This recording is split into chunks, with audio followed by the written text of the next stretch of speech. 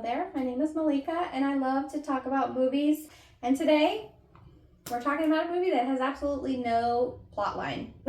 I mean, there just is no point to this movie. There doesn't even really seem to be a very clear beginning to the story or a very clear end to the story. It's just a silly movie. And because it was so silly and the characters are so very strong in their silliness, it became a cult classic. Now, this movie, Napoleon Dynamite, was released in 2004, and right away, you see that it was released by MTV. It has been so long since MTV did anything besides reality shows. Back in my day, they actually played music videos, and that was the heyday of MTV. But some of the movies that came out from MTV were really funny and really entertaining. Another thing about this movie is that it seems to be set in the 80s.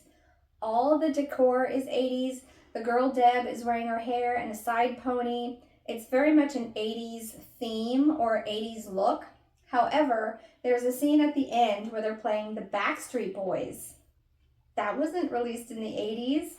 It might just have been one of those silly things that about this movie they did on purpose. I'm not really sure, but it seems to be set in the 80s. And honestly, I love 80s decor.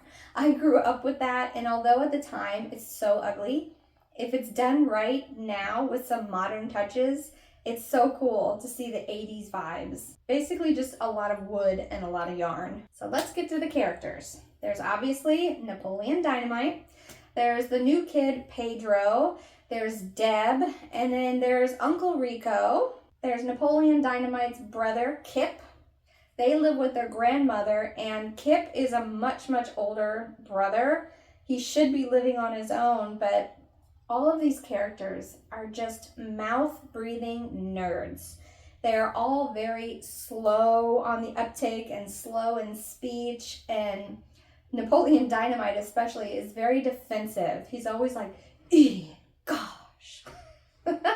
He gets very defensive very fast. The character is so memorable. That's what made this movie so fun. Now, their grandma gets hurt in a four-wheeling accident, and Uncle Rico has to come stay with them.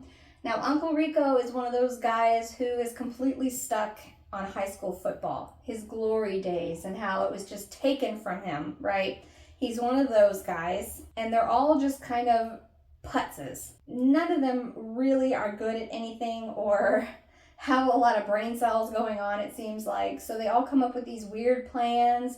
At some point, Rico and Kip are selling Tupperware to try and buy a time machine off the internet.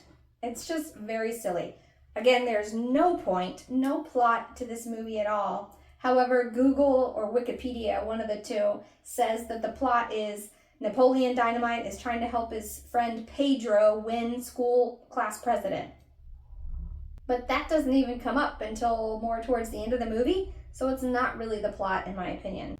It's really just following these mouth-breathing nerds while they're doing silly things.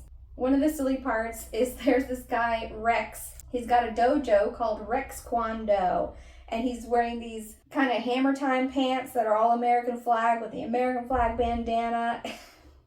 There's a lot of funny stuff that happens with that, including when Rico starts to sell breast enhancement pills, and he's trying to sell it to Rex's wife, who is a bodybuilding woman, the type that have taken testosterone and are very, very big. That whole scene was very silly. There's this woman who is extremely muscular, and he's trying to talk about how she would look great, and he puts pots up to her chest, and that's when Rex walks in. The movie is so silly and so pointless, but entertaining all the same. Now, there's another character, Summer, who is kind of the cool girl of the school, and Pedro decides to make her a cake to ask her out to the dance. So he writes something on the top of the cake and gives it to her, and she gives Napoleon the note to send to Pedro, and the note says "No" in capital letters with hearts under the exclamation points. Just very high school silliness. So Pedro ends up asking Deb.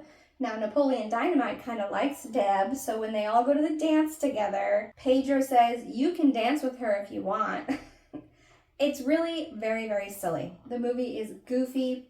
It's one of those things where you need to watch it just so you know the references that people have, like, gosh, that is a very much a Napoleon Dynamite reference. And there's so many of them in this movie that it's only important just for pop culture references that you see it.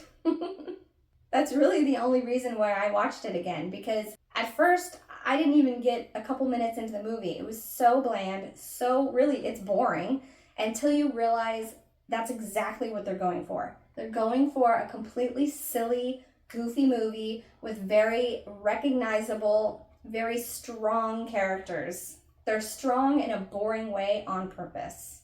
So later on in the movie, Pedro is going out for class president, and so is Summer. They're kind of competing against each other in that way. And at one point, Pedro makes piñatas that look exactly like Summer, and they have the students beating on the piñatas, and he gets a little trouble for that. But the main part of that whole situation is that Pedro has to give a speech, and then they have to do a skit afterwards. Well, Pedro didn't know about the skit, so Napoleon Dynamite had gotten this video of dance moves, and he had been practicing his silly dance moves in his room. So Napoleon decides to go up there and he'll do his dance moves for the skit, since Pedro didn't have anything prepared. And there is a very long dance scene, and the way Napoleon Dynamite dances is so funny. I mean, it's almost really good, but very, very nerdy. He's got some moves. He's just a very nerdy mover, if you know what I mean. I'm definitely not explaining that right, but you should definitely at least see the dance scene from this movie, because it's the longest scene in the movie. And after the dance is up, the whole school just stands up and cheers. Now, I don't know. I don't remember if he actually got class president or not, but that was the main part of the movie, was this big dance scene. So at least watch that part. And it's at the skit part for Summer where she did the Backstreet Boys dance. It didn't really fit with the 80s vibe, but whatever. But basically, that's the end of the movie. There is no ending. They just kind of go back to life as normal, and the end. The movie is so pointless, but so funny in its own way. I mean, there's a lot of other funny things that happened. I just can't get into all of them. You should watch it just for the cultural references that come from that movie. Now, you may like that movie, you may not, but I do hope you enjoy these Movie Chat Mondays, and I hope to see you next Monday. Make sure you subscribe and give this video a thumbs up. Bye.